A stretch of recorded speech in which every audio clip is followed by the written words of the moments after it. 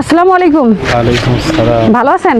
আলহামদুলিল্লাহ। আলহামদুলিল্লাহ। আপনি কি এই মসজিদের মুয়াজ্জিন? জি, আমি এই মসজিদের মুয়াজ্জিন। আচ্ছা, আমি একটা প্রশ্ন আজকে করব, আসলে করা ঠিক হবে কিনা।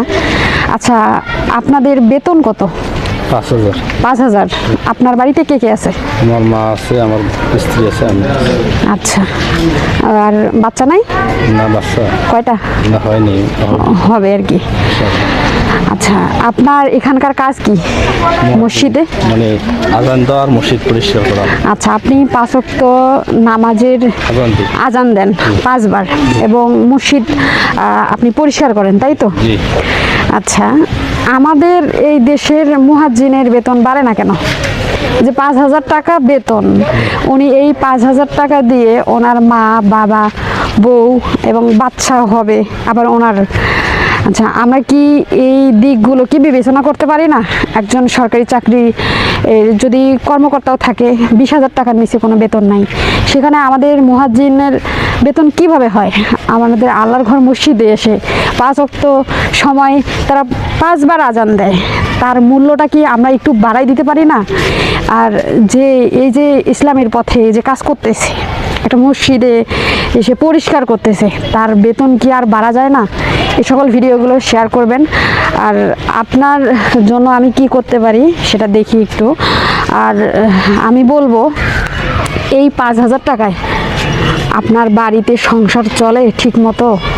হিমশিম খান না? কোনো কিছুর প্রয়োজন হয় না? একটু সমস্যা হয়, একটু আল্লাহ পাক আসান করে দেয়। হাসান করে দেয়, কিন্তু তারপরও একটা মানুষের চলতে গেলে একটা মানুষ 10 থেকে 15,000 টাকা অনায়াসে লাগে। 5,000 টাকা দিয়ে আজকাল আপনি গরুর গোস্ত মাসে কতবার খান? মাসে 2 বার।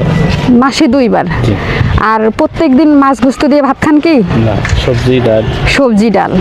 আচ্ছা, এই যে মানুষগুলো কষ্ট, যারা মুয়াজ্জিন, আমরা কি তাদের বেতনগুলো বাড়াতে পারি না? আচ্ছা, আমি আপনার জন্য